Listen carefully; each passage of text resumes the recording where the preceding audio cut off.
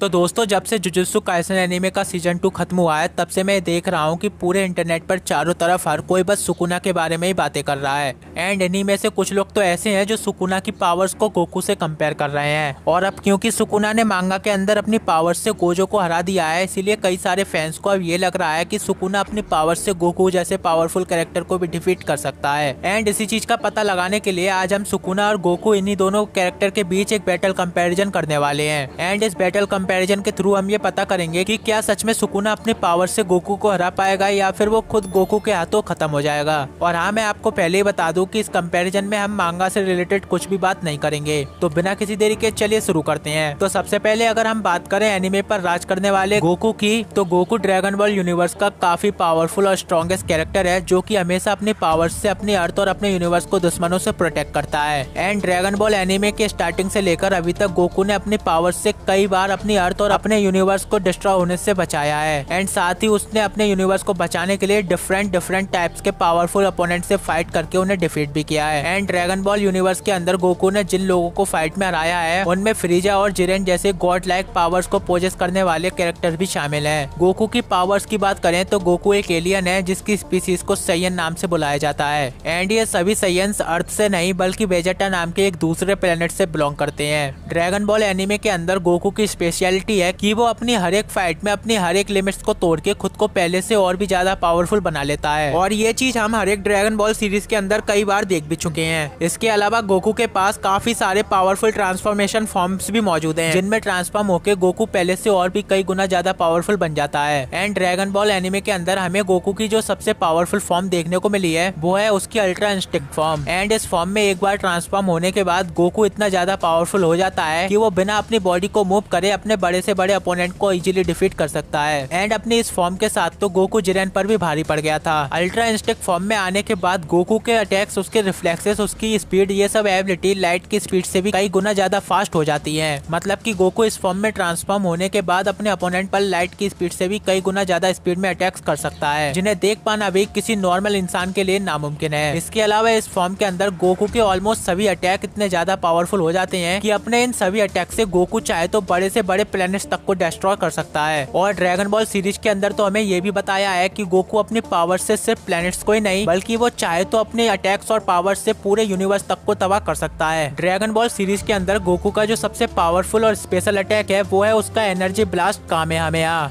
जो कि दिखने में बिल्कुल एक लेजर बीम की तरह लगता है। बट इसकी जो पावर लेवल है वो इतनी ज्यादा है कि इसका एक ही अटैक गोकू के किसी भी अपोनेंट को जान से मारने के लिए काफी है। और ड्रैगन बॉल सीरीज के अंदर हमने ये कई बार देखा है कि गोकू जब भी किसी एनिमी से फाइट करता है, तब वो अपनी फाइट्स में अपने एनिमी के ऊपर अपने इस एनर्जी ब्लास्ट से कम एक बार तो अटैक जरूर करता है। बिकॉज इस अटैक के हिट के बाद इसके बहुत ही कम चांस होते हैं कि गोकू के सामने वाला अपोनेंट फिर से फाइट करने के लिए खड़ा हो पाए। लेकिन अगर गोकू का कोई अपोनेंट किसी तरह गोकू के इस एनर्जी ब्लास्ट कामेहामेहा को सर्वाइव कर भी लेता है, तो फिर गोकू अपने उस अपोनेंट को डिफीट करने के लिए अपने second most powerful and dangerous attack का यूज करता है, जिसका नाम है स्पिरिट बॉम्ब। एंड गोकू का ये बॉम्ब इतना ज्यादा पावरफुल है कि खुद गोकू भी अपने इस अटैक को सिर्फ तभी इस्तेमाल करता है जब उसके पास अपने एनिमीज को हराने का कोई दूसरा रास्ता ना हो। बेसिकली अपने स्पिरिट बॉम्ब का यूज करते टाइम गोकू अपने आसपास की हर एक लिविंग चीजों से उनकी प्योर एनर्जी लेके एक बॉम्ब तैयार करता है, जिसे हम स्पिरिट बॉम्ब के नाम से बुलाते हैं। एंड आप सभी गोकू के इस अटैक की पावर का अंदाजा इसी से लगा सकते हो कि ड्रैगन बॉल सुपर में जिरेन जैसा पावरफुल कैरेक्टर भी गोकू के इस अटैक को देख के पूरी तरह से सरप्राइज हो गया था।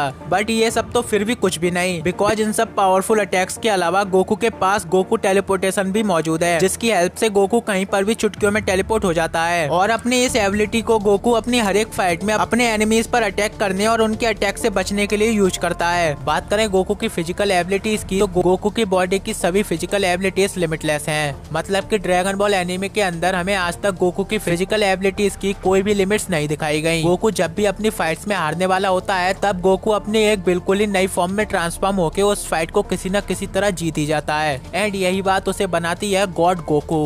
तो गोकू के बारे में तो हम बहुत बातें कर चुके, इसलिए अब बात करते हैं जुजुत्सु काइसेन एनिमे में दिखाए गए रियोमन सुकुना की। तो रियोमन सुकुना जुजुत्सु एनिमे के अंदर दिखाया गया काफी पावरफुल और डेंजरस एक कर्स स्पिरिट है, जिसको जेजे के यूनिवर्स में किंग ऑफ कर्सेस भी बताया गया है, जिसे हरा पाना किसी भी कर्स स्पिरिट और जुजुत्सु सॉर्सरर के लिए इम्पॉसिबल है। यहाँ तक कि सातोरु गोजो जैसा पावरफुल सॉर्सरर भी अपनी पावर से सुकुना को हरा नहीं सकता। और ऐसा मैं क्यों बोल रहा हूँ, ये बात मांगा फॉलो करने वाले अच्छी तरह से जानते होंगे। जुजुत्सु काइसेन यूनिवर्स में सुकुना जब भी किसी से फाइट करता है तब वो अपनी फाइट्स में अपने एनिमीज के ऊपर बिल्कुल भी रहम नहीं करता, फिर चाहे उसके सामने कोई कर्स स्पिरिट हो या फिर कोई जुजुत्सु सॉर्सरर। जेजे के यूनिवर्स में सुकुना की जो स्पेशलिटी है वो है अपने एनिमीज से एंड टू एंड फाइट करना। एंड क्योंकि Sukuna end to end fight में मास्टर है, इसलिए वो जब भी किसी एनिमी से फाइट करता है तब वो अपने फाइट्स को ज्यादातर अपने हैंड टू हैंड कॉम्बैट के दम पर ही जीतने की कोशिश करता है। और अपने इस हैंड टू हैंड कॉम्बैट से सुकुना जुजुत्सु काइसेन एनिमे के अंदर फुशिगुरो जैसे पावरफुल लेवल 2 ग्रेट सॉर्सरर और जोगो जैसे काफी डेंजरस कर्स स्पिरिट को हराने के साथ साथ वो फुशिगुरो के one of the most powerful shikigami Mahoraga को भी हैंड टू हैंड फाइट में बराबर की टक्कर दे चुका है। सुकुना के अटैक्स और पावर्स की बात करें तो जुजुत्सु एनिमे के अंदर सुकुना का जो सबसे पावरफुल और पॉपुलर अटैक है वो है उसका डिसमेंटल, जिसकी हेल्प से सुकुना अपने किसी भी अपोनेंट की बॉडी को बीच में से काट सकता है। और इस अटैक से बच पाना नॉर्मल इंसान के लिए तो दूर की बात, बड़ी से बड़ी और पावरफुल से पावरफुल कर्स स्पिरिट के लिए भी नामुमकिन है। बिकॉज जब भी सुकुना अपने अपोनेंट पे अपने इस अटैक का यूज करता है तब ये अटैक अपने टारगेट को इतनी ज्यादा स्पीड में हिट करता है कि सुकुना का कोई अपोनेंट इसे देख भी नहीं पाता। इसके अलावा सुकुना के पास फायर मैनिपुलेशन की पावर भी मौजूद है, जिसकी हेल्प से वो फायर को मैनिपुलेट करके अपने लिए फायर से किसी भी टाइप का वेपन क्रिएट कर सकता है। एंड सुकुना के ये फायर से बनाए गए वेपन्स इतने ज्यादा पावरफुल होते हैं कि उनके एक ही अटैक से सुकुना आधी से ज्यादा सिटी को डिस्ट्रॉय कर सकता है। एंड जुजुत्सु काइसेन सीजन 2 में हमने देखा भी था कि जब सुकुना जोगो से फाइट करता है तब वो जोगो की तरह फायर को कंट्रोल करके अपने लिए एक वेपन क्रिएट करता है, जिसे हम फायर एरो नाम से बुलाते हैं। एंड अपने इस फायर एरो से सुकुना जोगो को बहुत ही आसानी से जलाकर मार देता है। और इसके बाद आगे चलकर ये अटैक जब सुकुना माहोरागा के खिलाफ फाइट में यूज करता है तब सुकुना के इस अटैक की पावर से आधी से ज्यादा सिटी पूरी तरह से डिस्ट्रॉय हो जाती है। एंड इसी से आप सभी सुकुना के फायर वेपन्स की पावर का अंदाजा लगा सकते हो कि उसके बनाए गए फायर वेपन्स कितने ज्यादा पावरफुल होते हैं। वैसे तो सुकुना के डिसमेंटल और फायर एरो से बच पाना किसी भी ओपोनेंट के लिए नामुमकिन है, लेकिन अगर किसी तरह सुकुना का कोई ओपोनेंट इन अटैक्स को सर्वाइव कर लेता है तब सुकुना अपने उस ओपोनेंट को हराने के लिए अपने one of the most deadliest और डेंजरस अटैक का यूज करता है, जिसका नाम है डोमेन एक्सपेंशन।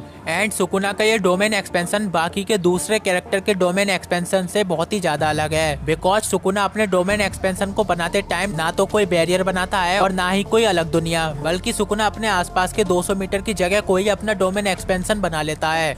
और एक बार सुकुना का डोमेन पूरी तरह से बनने के बाद उस 200 मीटर की जगह पर सिर्फ सुकुना के रूल्स चलते हैं। सुकुना अपने इस डोमेन एक्सपेंशन के अंदर जिस भी ओपोनेंट को कैप्चर करता है उसके ऊपर सुकुना अपने थाउजेंड्स ऑफ स्लैशेस से अटैक करता है, जिस वजह से सुकुना के अपने डोमेन में किसी भी ओपोनेंट को फंसाने के बाद सुकुना उस ओपोनेंट को कुछ ही सेकंडों में जान से मार सकता है। और जुजुत्सु काइसेन सीजन 2 में सुकुना ने अपने इसी अटैक से माहोरागा जैसे पावरफुल शिगिगामी को हराया था। इसके अलावा सुकुना अभी गोजो की तरह रिवर्स कर्स टेक्निक का यूज करके अपने बॉडी की बड़ी से बड़ी इंजरीज को हील और अपने बॉडी के किसी भी पार्ट को दोबारा से रीजनरेट कर सकता है। एंड जुजुत्सु काइसेन एनिमे के अंदर हमने देखा भी था कि जब एक कर्स एनर्जी यूजी के हाथ को काट देती है तब सुकुना अपने रिवर्स कर्स टेक्निक से यूजी के हाथ को 2 से 3 सेकंड में ही फिर से रीजनरेट कर देता है। एंड यहाँ पर सुकुना की रीजनरेशन स्पीड हमें गोजो की रीजनरेशन स्पीड से बहुत ही ज्यादा फास्ट देखने को मिलती है। बट क्या सुकुना की ये सभी पावर्स गोकू से फाइट करने में काम आएंगी या फिर नहीं, आइए जानते हैं। तो रियोमन सुकुना और गोकू ये दोनों ही कैरेक्टर अपने अपने यूनिवर्स के अंदर one of the most powerful being है, जिन्हें हरा पाना किसी भी दूसरे कैरेक्टर के लिए ऑलमोस्ट इम्पॉसिबल है। एंड इन दोनों ही कैरेक्टर की स्पेशलिटी है हैंड टू हैंड फाइट करना। एंड अपने hand to hand fighting combat से इन दोनों ने कई सारे ओपोनेंट को डिफीट भी किया है। बट इन दोनों की इस बैटल में इन दोनों के लिए जो सबसे बड़ी प्रॉब्लम है वो है सुकुना की रिवर्स कर्स टेक्निक और गोकू की ड्यूरेबिलिटी, क्योंकि गोकू के पास उसकी गॉड लाइक ड्यूरेबिलिटी मौजूद है। इसलिए यहाँ पर सुकुना गोकू पर कितने भी पावरफुल पंचेस क्यों ना मार ले, लेकिन उसके किसी भी पंचेस का गोकू पर बिल्कुल भी असर नहीं होगा।